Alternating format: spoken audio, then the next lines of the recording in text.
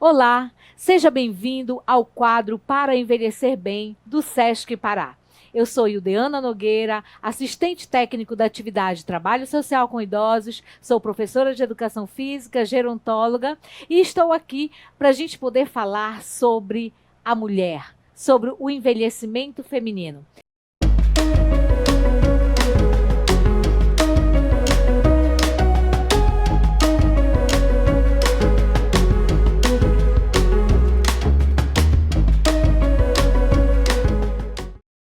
E esse quadro de hoje traz como tema o que pode uma mulher velha.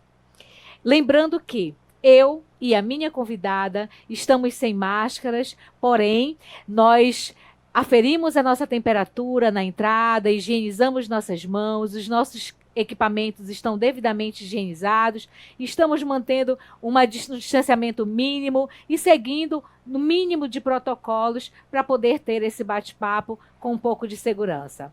Então, eu trago para vocês hoje a professora doutora Eula Regina Lima Nascimento. Ela que é mulher, mãe, avó, educadora popular, atua na formação de professores, doutora em educação, professora adjunta da Faculdade de Pedagogia da Universidade Federal do Pará, campus universitário de Castanhal.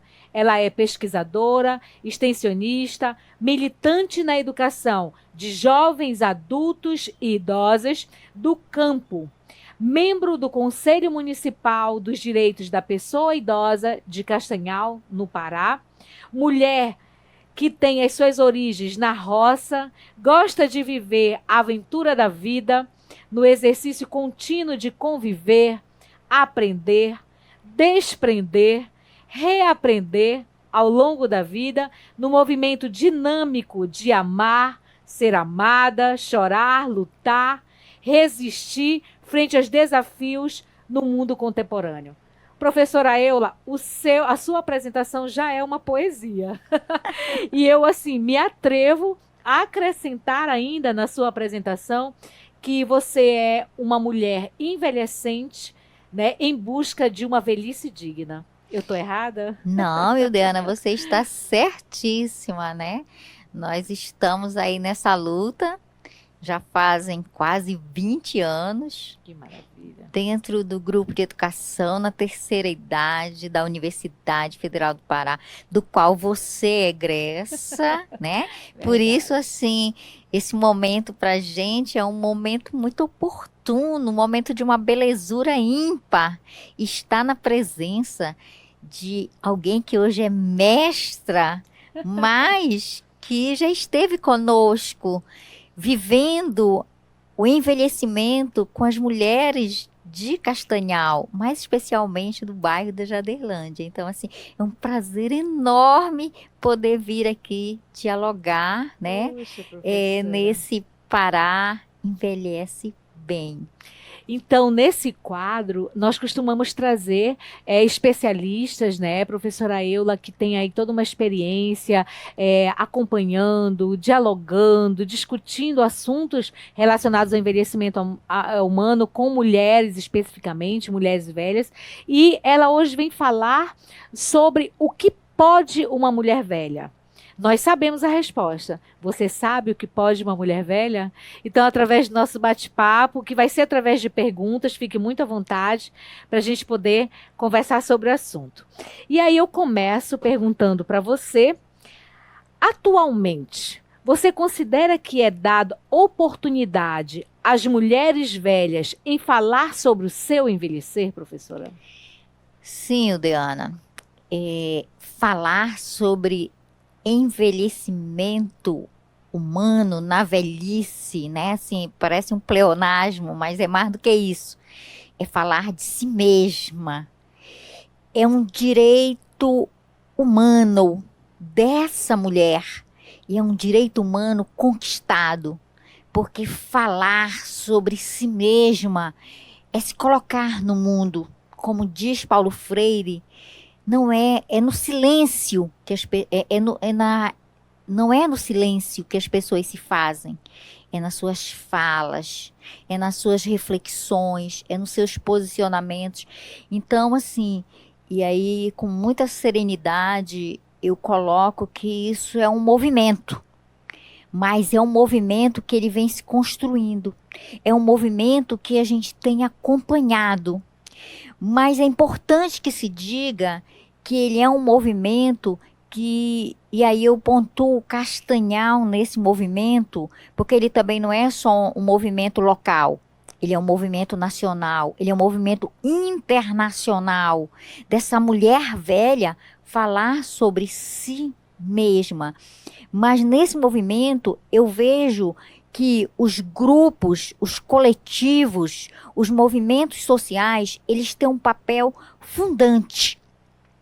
E aí eu colocaria o SESC, o JET, o SESI, os CRAs, como esses espaços nos quais coletivamente essas mulheres elas podem, né, estar discutindo, se colocando numa outra forma de conceber-se a partir de uma perspectiva emancipatória, uma perspectiva democrática de se pensar-se. Naquilo que diz Simone de Beauvoir, né? Essa mulher que vai se construindo, essa mulher velha que vai se reencantando consigo mesma e dando outros sentidos e outros significados à sua vida, porque não é uma vida qualquer, é um reencontrar-se, é um reencantar-se. É assim que eu penso, Diana. Um dia desses eu fui advertida por um professor, ele disse, Diana, não existe você dar voz à mulher velha. Na verdade, ela já tem a voz. Você precisa ser veículo de comunicação para que ela possa falar. E essas instituições, então, elas são os veículos para que essa mulher possa se posicionar, para que ela possa empoderar-se, para que ela possa conhecer mesmo, né? E assumir-se, velha, porque não é nada fácil, né? Também, né? A gente vai trabalhando aí, faz um trabalhinho muito devagar, que a gente chama um trabalhinho de formiga, para que as mulheres possam se perceber, ou aceitar ou não, porque a gente também não julga, né? Se ela está no direito também de não aceitar a palavra, não aceitar que está nessa fase da vida. E aos poucos a gente vai trabalhando todas essas questões. Mas, professora Eula, as mulheres, elas lutaram, né? Ou melhor, elas lutam para que essas mudanças na maneira de viver, a própria vida, possa acontecer, né? Ou seja, serem protagonista da sua própria vida. Isso vem acontecendo? Acredito que sim, Diana. Se a gente pensa a velhice, o envelhecimento hoje, como uma etapa da vida, e uma etapa da vida digna de ser vivida, bonita, que tem a sua própria razão de ser, né? Porque assim, a gente não pode perder de vista o contexto social mais amplo. A gente vive num país extremamente machista, capitalista, é um país que tem o preconceito arraigado, é um preconceito estrutural, né? Que os autores denominam de idadismo, que é a negação da velhice, né? Aquela velhice concebida como algo, como doença. Então, pensar-se nesse movimento, pensar-se nessa perspectiva, outros modos de se colocar, também, Diana, é algo que impõe uma outra forma, inclusive do conhecimento, um conhecimento, e aí eu vejo que novamente as bases legais, essa questão de que o pensar a velhice sai de uma esfera mais assim da ordem familiar, filantrópica, e ela vai para as questões do Estado, da gestão, e isso também contribui. Os próprios estudos, a perspectiva gerontóloga, né, da gerontologia, ela contribui. Os movimentos sociais de mulheres e os próprios escritos, elas contribuem para que a gente possa eu vejo assim que são novos paradigmas sendo construídos. E construídos também a partir de saberes que não são acadêmicos meramente, são de saberes populares, a sabedoria ildeana das mulheres velhas. E a sua fala, ela me remete muito ao nome do movimento, né, que a gente tá caminhando aí devagarzinho, que se chama o movimento Lute como uma Mulher Velha. E eu me lembro como tudo começou, né? Me incomodava, não me incomodava, mas me chamava a atenção. Mulheres nas redes sociais ou com escritos nas suas blusas: lute como uma mulher, lute como uma princesa, lute como uma rainha, lute como uma, sabe? E aí eu digo, gente, por que não lute como uma mulher velha, né? E quando eu mandei fazer na minha camisa e trouxe, cheguei assim, elas tomaram um susto. Nossa, nunca tinha parado para pensar nisso, né? Que eu sou uma mulher velha e que eu posso lutar. Mas ainda existe um estranhamento, né, na luta. Uma mulher velha lutando, uma mulher velha indo às ruas, uma mulher velha lendo o Estatuto do Idoso e dizendo, não, isso aqui é o meu direito, eu vou, né? Então ainda existe um estranhamento na palavra lute ou luta. Vá atrás dos seus conhecimentos associado à velhice, ao termo velha, né, ao envelhecimento. É por conta desses padrões, né, Ildeana? Eu penso que esses padrões, eles nos colocam, e principalmente as mulheres, em padrões sociais, de beleza, de família, de modos de ser, de se colocar no mundo. Então, assim, ser uma mulher velha, lutar como uma mulher velha, não se encaixa nesses padrões, né? E historicamente postulados, porque também, se a gente for pensar nessa perspectiva do lutar, qual é o papel da mulher historicamente? É de submissão, é de subserviência, né? A questão de um espaço doméstico, há um aprisionamento dessa mulher. E assim, faz pouco tempo que a mulher sai desse espaço, né? E ela vai lutar por políticas públicas, né? De educação, de saúde, de lazer.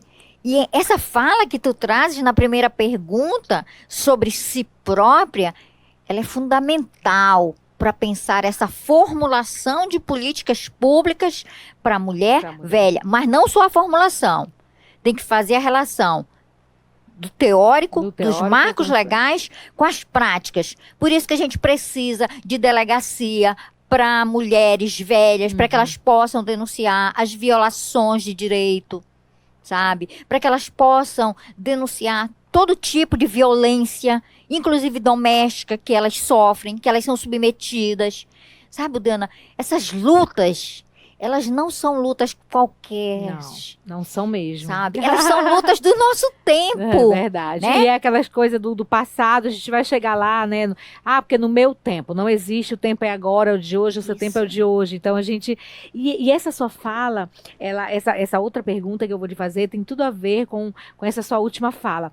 Porque você acredita que a viuvez de mulheres velhas lhe proporciona a oportunidade de viverem mais autonomia, né? Por que eu lhe pergunto isso? Porque a gente ouve muito dos relatos das mulheres dizendo, depois que o meu marido morreu, né? Eu sou uma mulher velha, mas eu tenho mais autonomia, eu me sinto mais, eu tenho mais liberdade. Tem muito essa coisa, né? De que, que Deus o tenha, mas poxa, agora é que eu consegui a minha liberdade. A gente ouve, você ouve isso, não ouve também? Né? No JET, né? Que é o grupo de educação na terceira idade, né, no qual a gente está lá cotidianamente, assim, com aquelas mulheres. É muito interessante, Dana. Elas dizem, na roda de conversa, né, que é justamente para se pensar, para se colocar, é um projeto que trabalha essas questões, é um programa que trabalha essas questões.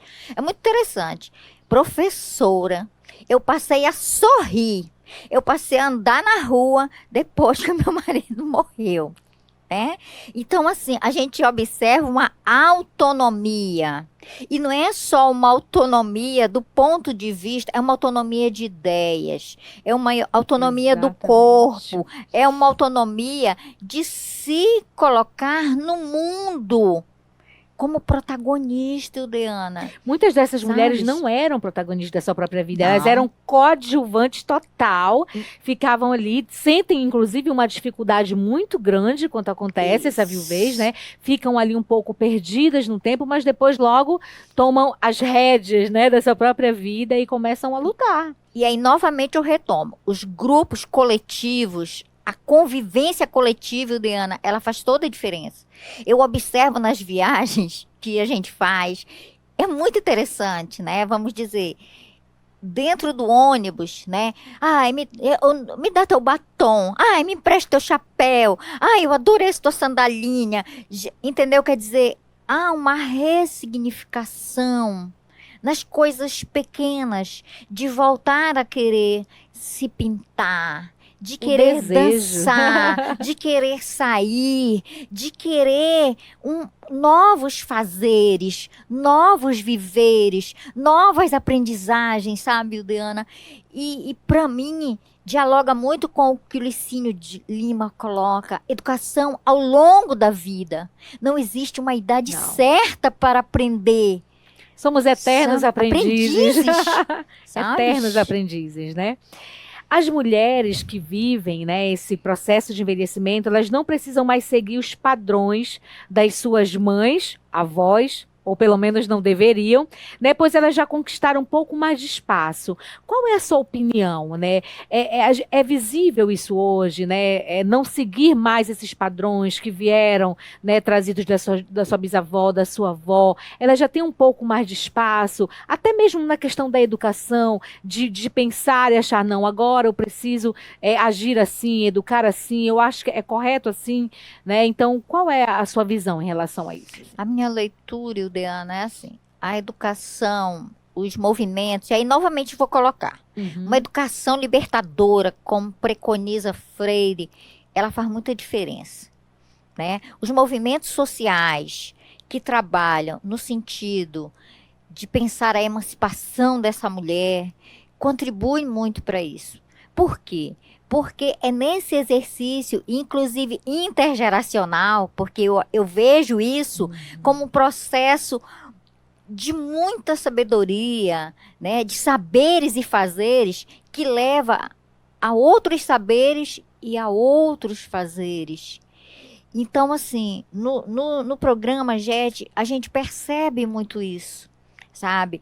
Essa fala aí, minha mãe, ela teve 10 filhos. Mas eu não quero isso para minhas filhas, para minhas netas. Minha mãe, ela passou a vida inteira, né, sem estudar, mas eu não quero, entendeu? Quer dizer, então você observa uma aspiração, né? Não que isso seja ruim, ter muitos filhos, eu quero deixar muito claro. Eu acho que as pessoas são livres para ter muitos filhos, mas isso precisa ser uma escolha.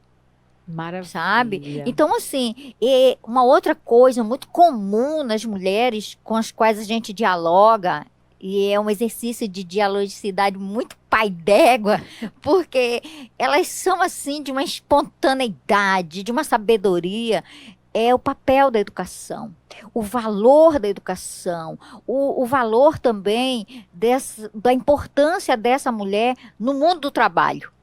Sabe? Para que a mulher tenha sua própria renda, para que a mulher não dependa economicamente de um homem, para que ela... É muito interessante quando elas colocam, você precisa ter seu carro, eu não tive, mas você precisa ter a sua casa, você precisa ter a sua vida independente de homem, entendeu? Então, assim... A minha avó de 95 anos, né, cresci, fui educada ouvindo a minha avó dizer, o seu melhor marido é o seu emprego. Né? Então, isso a gente escuta isso, cresce com isso e vai trazendo essa referência para os nossos filhos, né? Para as mulheres, para nossas filhas mulheres. Isso. E eu acho que é isso mesmo, eu escuto muito isso dessas idosas. O que, não necessariamente você precisa viver o que eu vivi lá, né? Já é outro tempo, outra educação, que não é no meu tempo. É no tempo de hoje. Por isso eu lhe pergunto. São novos valores e novas possibilidades. Novas possibilidades. Mesmo que hoje, né, as mulheres idosas aprenderam a submissão às regras da família e da sociedade, já podem decidir o que querem, a maneira como desejam viver. Né? Será que elas podem, elas desejam como é que a sociedade vê essa mulher velha que ainda deseja, né? Que não quer mais ser submissa, que quer coisas novas, que quer a qualidade de vida e a velhice digna, tão esperada, né? Diana, acho que isso aí é uma luta por garantia de direitos, né? E aí eu me reporto, enquanto conselheira do CMDPI, como é difícil, muitas vezes, garantir, né, essa vontade, esse desejo. Porque muitas vezes, infelizmente, Diana, e aí a gente precisa pensar e repensar, inclusive, a educação dos filhos e filhas dessas mulheres velhas. Porque muitas vezes eles colocam de forma muito a tutelar essa mulher, sabe? E principalmente a mulher, né? Não, porque a mamãe, ela não pode mais fazer isso. Não, porque a mamãe não deve mais fazer. Tem Gente, a uma mamãe. frase super famosa: elas não têm mais o que querer. Isso. A mamãe não tem mais o que querer. Como assim não tem mais o que querer? Sabe? Então, assim, é muito comum a gente ter esse tipo de situações aonde toda a família, ela quer deliberar sem que a pessoa idosa, mulher, ela seja ouvida, ela seja respeitada, seja garantido os seus direitos de cidadã, de mulher, prescritos inclusive no Estatuto da Pessoa Idosa. Sabe, professora, eu acredito muito na escuta respeitosa. Eu acho que fazer uma escuta, né? Você familiar, você que está me escutando agora, nos vendo, né? Fazer uma escuta respeitosa aos seus, né? As pessoas idosas da sua família, pode mudar muito, né? Essa convivência, pode mudar muito essa visão que você tem sobre envelhecimento humano, né? Escutar, às vezes vocês não escutam. E uma simples escuta respeitosa, sem julgamento, pode melhorar muito a vida da pessoa idosa, né? E assim, sabe, Diana, às vezes eu percebo que há inclusive uma indução para que a pessoa silencie, sabe? São várias pessoas, parece que naquele momento a velhice é algo que precisa ser silenciado, que precisa ser, aquela pessoa precisa ficar anônima no seu desejo, na sua vontade.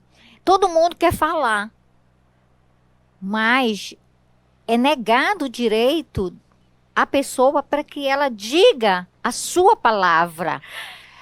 Você falando agora, eu me recordo de um episódio em que eu vivenciei com muita tristeza, mas naquele momento ali a ativista falou mais alto. Eu fui frequentei um aniversário de 80 anos, e aí a família preparou um cerimonial, e as famílias tinham direito de fala, representadas. Agora vamos falar, os netos vão falar, agora os bisnetos vão falar, agora os filhos vão falar, os genros vão falar, as noras vão falar. Tinha representatividade. E aí encerrou, agora vamos cantar parabéns. Gente, eu não aguentei. Que deselegância! Eu achei de uma deselegância, eu não aguentei. Fui lá, eu digo, mas calma lá, do meu lugar mesmo, né? Eu falei, mas não seria o caso da aniversariante, né, dessa mulher falar no dia dela e de repente ela quer até fazer um agradecimento. Nossa, aí ela foi me agradecer no final da festa. Ela disse: nossa, como você foi feliz na sua fala, porque eu realmente queria muito falar e eles não planejaram isso no cerimonial, que eu pudesse falar, né? E olha que incrível. Então isso é um exemplo de muitos que a gente tem, né, de que as pessoas realmente parece que, né, completou 60, 70, 80, não sei, não precisa mais falar. Já falou muito, né? Agora é a nossa vez e passa por aí. No âmbito da saúde, Diana, isso é muito comum, né? Uma mulher idosa vai ao médico com um acompanhante, né? Com alguém, e aí a pessoa diz: não, o que que ela tem? Não, ela precisa ser escutada, ela precisa ser ouvida. E assim, eu pactuo totalmente com essa escuta respeitosa. E isso é garantia de direito. Nós precisamos ler o Estatuto da Pessoa Idosa. Nós precisamos exercitar na prática cotidiana o que nos coloca o Estatuto. Sabe, Sim. Diana? É uma pena que a sociedade, as instituições não vivam o que coloca o estatuto. E muitos ainda desconhecem. Então, as mulheres velhas que estão agora me escutando, por favor, além de ter o estatuto, a nossa lei, né, dentro da bolsa, você precisa também estudar. Você precisa ter dentro da bolsa, mas pegar, estudar e ir atrás, né, dos seus direitos. Para uma mulher velha, a frase "no meu tempo" pode ser substituída, ou deveria ser, ou deve ser substituída por "meu tempo é o tempo de hoje", o tempo presente. E o que pode significar, através dessa mudança, né, dessas frases, aprender a se cuidar? Para mim, Udeana, aprender a se cuidar, e aí reafirmo, não se isolem, sabe? Busquem coletivos onde vocês possam colocar-se, onde vocês possam se mover, onde vocês possam viver, sabe, outras possibilidades de bem-estar físico. E aí eu vejo que é muito importante a gente poder fazer atividade física, leitura, rir, colocar o nosso corpo em movimento, se relacionar. A pandemia nos ensinou isso, sabe, gente? Nós sentimos falta de abraços, nós sentimos falta de convivência humana. Não é só viver, é conviver. Lembrem-se, sonhos não envelhecem. O tempo de sonhar, sabe? É sempre. Sonhem, viajem. Nós deixamos de sonhar só quando a gente morre, né? Viagem, inclusive no ônibus, sabe? Vai de um bairro para outro e vá viajando nos seus pensamentos, nos seus sentimentos. Saiam de casa, andem no quarteirão, digam oi para as pessoas, sabe, gente? A gente também encontra a vida nas coisas pequenas, nas coisas simples, como diz, né? Olha, hoje aconteceu um fato muito interessante comigo pela manhã, que eu estava dando uma aula de músicas da Jovem Guarda remixadas para as minhas alunas, e hoje não apareceu nenhum aluno homem, foram todas mulheres. Eu digo, olha, hoje nós estamos à vontade, vamos fazer nossa aula de dança. E aí eu coloquei aquela música, Meu Calhambeque, Bibi e tal, e a gente começou a dançar, e aí a aluna viajou na música de uma forma que nós já tínhamos feito vários movimentos, ela ficou lá na frente, dançando, e aí a gente morrendo de rir, porque ela realmente viajou no calhambeque. Ela disse, ai, professora, lembrei de um carro velho do meu namorado que a gente andava, e ela passou a coreografia toda ali, a gente chamava por ela, e ela dançando lá, viajando, e foi muito engraçado, né? E aí eu virei para ela e falei exatamente isso, sabe? Deseje, sonhe, vive, relembre, isso faz muito bem, mas viva o tempo de hoje também, o tempo presente, né? E tem uma frase, quero aproveitar o que vem. Muitos idosos falam isso, né? Eu quero aproveitar o que vem, o que está por vir. E não tem nada de errado nisso, porque isso se chama projeto de vida, não é? Os projetos de vida, né, gente? Eles nos movem. Como diz Freire, ai de nós, pessoas humanas, se deixarmos de sonhar. E aí, eu acho muito pai d'égua, porque as mulheres, elas assumem a sua velhice. Há uma femininização da velhice, da mulher. Sabe? Por quê? Porque, assim, novamente eu reafirmo essa questão, parece um pleonasmo, mas por quê? No JET, nós temos mais de 20 anos. Se você olhar as turmas, historicamente, elas são turmas compostas por mulheres, sabe, Udeana? E mulheres que muitas vezes chegam ali com a sua autoestima lá embaixo, sabe? Mulheres que elas já estão assim, sabe, tão desapegadas a desejos, sabe, a sonhos, a perspectivares, a utopiares. E à medida que elas vêm para ali, sabe, elas... E aí, novamente, eu reafirmo, o conjunto das atividades, sabe, essas vivências coletivas, essa questão do conhecimento e como esse conhecimento é trabalhado, gera mudanças, não apenas na mulher, para viver esse tempo presente, mas lá na família também. Sabe por quê? Eles percebem. Não é só perceber, porque as filhas vêm dizer assim, ai, professora, tá tendo um problema seríssimo. A mamãe quer estar aqui todo dia, entendeu? E ela não quer mais cuidar dos netos. Ela não quer mais ficar em casa, sabe? Então você percebe que o espaço doméstico, ele foi ultrapassado. E muito engraçado você falar isso, eu vou aproveitar, assim, porque isso acontece muito, realmente.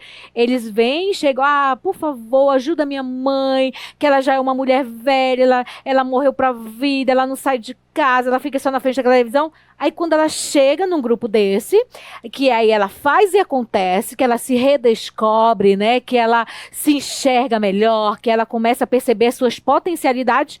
Aí a gente encontra com esses filhos depois na rua, em alguma oportunidade. Nossa, o que vocês estão fazendo? Já tá uma briga lá em casa que a mamãe não faz mais nada. Ela só quer estar aqui, ela só quer estar aí, ela só quer estar fazendo as coisas. E ela esqueceu. Esqueceu da gente, esqueceu da casa, esqueceu dos afazeres domésticos. E aí a gente não compreende muito bem, né? Uma hora quer ajudar, mas quando percebe o empoderamento dessa mulher, percebe que essa mulher acordou de fato, né? Para realmente perceber o quanto ela é capaz, o quanto ela pode, mesmo sendo uma mulher velha, a gente ouve uma história dessa, né? Pra gente, sabe, Diana, tem a ver com uma pedagogia da autonomia. E essa pedagogia da autonomia das mulheres velhas, ela incomoda. E por que que ela incomoda? Porque, de repente, aquele cartão que não era dela, mas que era de alguém, ele é retomado. E aí ela vai ao banco, entendeu? Ela retoma a questão, ela não deixa mais que faça um empréstimo no nome dela, certo? Ela se coloca, ela diz, não, agora esse dinheiro a gente vai comprar isso. Ela vai fazendo definições de coisas que até então ela abriu mão. E ela retoma, sabe? E aí ela retoma a sua forma de se alimentar. Tudo bem, porque...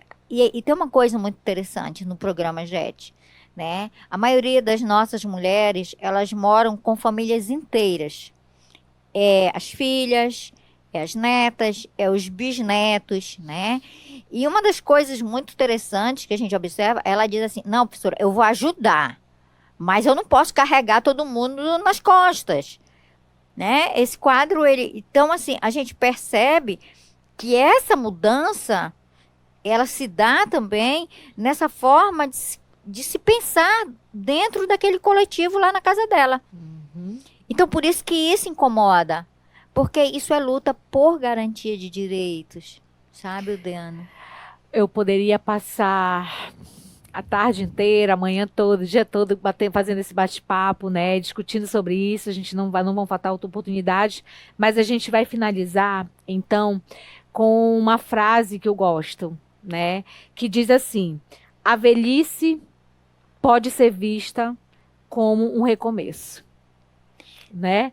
E o que você acredita que as mulheres velhas, elas têm consciência de que nessa etapa da vida, elas estão vivendo a última fase da sua vida, mas mesmo assim, elas estão buscando viver essa última fase intensamente? Acredito que sim, Diana, assim, e uma coisa que me chama a atenção, né? Inclusive no amor, sabe? Sim. A preocupação de se arrumar, a preocupação de querer atrair a atenção de alguém, e pode nem ser querer atrair. É tipo assim, sentir-se bonita, sentir-se bela, mesmo na velhice, né? Professora, eu me sinto bem, eu gosto de mim, sabe? Então, Dos meus cabelos brancos assumidos, das sabe? minhas Então, rugas. então, é muito interessante como quando... e aí, novamente, eu retomo esse movimento da fala como uma perspectiva de direito humano, sabe, Diana? Porque não dizer a sua palavra é negação de direito.